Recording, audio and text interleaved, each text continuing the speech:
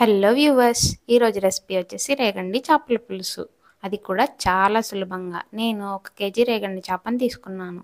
దాన్ని శుభ్రంగా పులుసు తీసి, ముక్కలు కోసి, అందులో కొద్దిగా పెరుగు, ఉప్పు, పసుపు వేసి నీచు వాసన పోయే వరకు 4, 5 సార్లు కడగాలి. కడిగిన చేప ముక్కల్లో కొద్దిగా ఉప్పు, పసుపు, కారం వేసి కలిపి 5 నిమిషాలు పక్కనుంచుకోవాలి.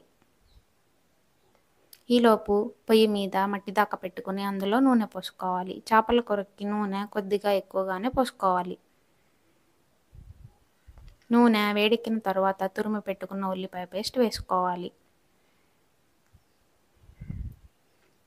ఉల్లిపాయ పేస్ట్ కొద్దిగా వేగిన తరువాత తురిమి పెట్టుకున్న టమాటో పేస్ట్ కూడా వేసుకోవాలి.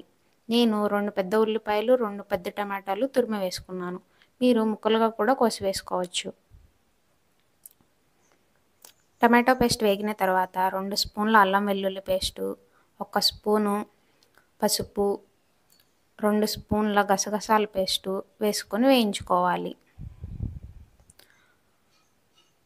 అందులో 2 కరివేపాకు రెమ్మలు కూడా వేసుకోవాలి.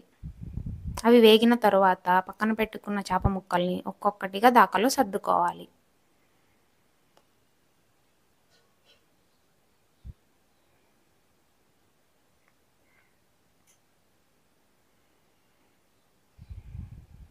సర్దుకున్న చేప ముక్కల్ని 5 నిమిషాలు సన్నని సెగపై మగ్గనివ్వాలి. మగ్గిన చేప ముక్కల్లో నానబెట్టుకున్న చింతపండు పులుసు పోసుకొని చేపల పులుసుకు సరిపడా నీళ్లు పోసుకోవాలి. పులుసు పోసిన తర్వాత ఉప్పు, కారం చూసుకుని కొద్దిగా కారం, కొద్దిగా మెంతులు, 1 స్పూన్ జీలకర్ర, 1 స్పూను ధనియాల పొడి, కొద్దిగా గరం మసాలా వేసుకొని క్లాత్తో కదుపుకొని ఒక 15 నిమిషాలు పొయ్యి పైన ఉడికించుకోవాలి. ఇంకా చివర్లో కొత్తిమీర వేసి దింపేసుకుంటే మన వేడి వేడి చేపల పులుసు అయితే రెడీ అయిపోయింది.